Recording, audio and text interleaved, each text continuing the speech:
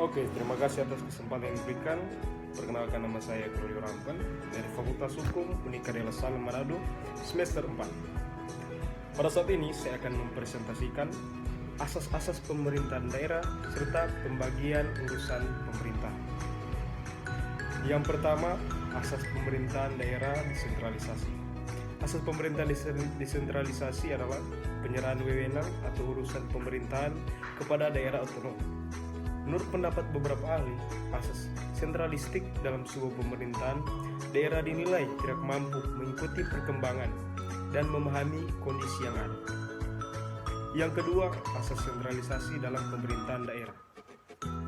Sesuai dengan namanya, asas sentralisasi merupakan asas yang menerapkan pemerintahan pusat, merupakan pusat dari prinsip-prinsip demokrasi Pancasila dari kekuasaan,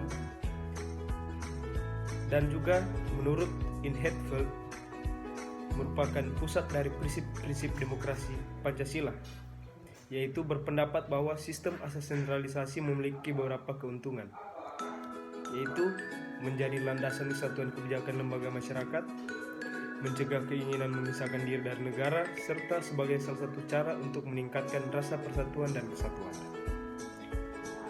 Menumbuhkan rasa lebih memikirkan kepentingan bersama dibandingkan kepentingan pribadi, mampu meningkatkan fungsi penyelenggaraan pemerintah. Yang ketiga, asas dekonsentralisasi dalam pemerintahan daerah. Yang pertama, kita harus mengetahui apa yang dimaksud dengan instansi vertikal. Yaitu instansi vertikal adalah cabang lembaga pemerintahan dari Kementerian Pusat yang berada di wilayah administrasi. Secara teori, penerapan fungsi sosialisasi politik sebagai asas dekonsentrasi memiliki beberapa keuntungan seperti penerapan asas dekonsentralisasi bisa mengurangi keluhan terhadap undang-undang atau kebijakan pemerintah. Yang kedua, asas dekonsentralisasi mampu membantu aparat atau perangkat pemerintahan dalam melaksanakan informasi atau tugas dari pemerintahan daerah menuju pemerintahan pusat. Yang ketiga, asas dekonsentralisasi memudahkan rakyat untuk berkomunikasi langsung dengan pemerintahan.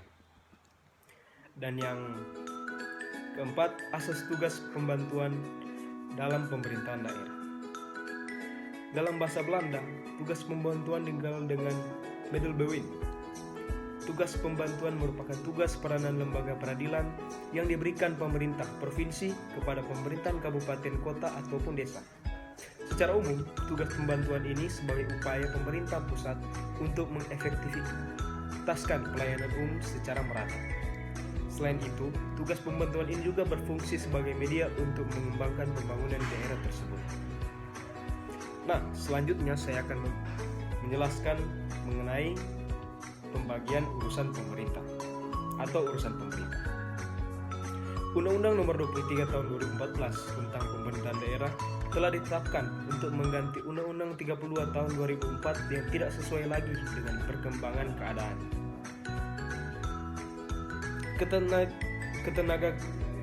Ketatanegaraan dan tuntutan penyelenggaraan pemerintahan daerah.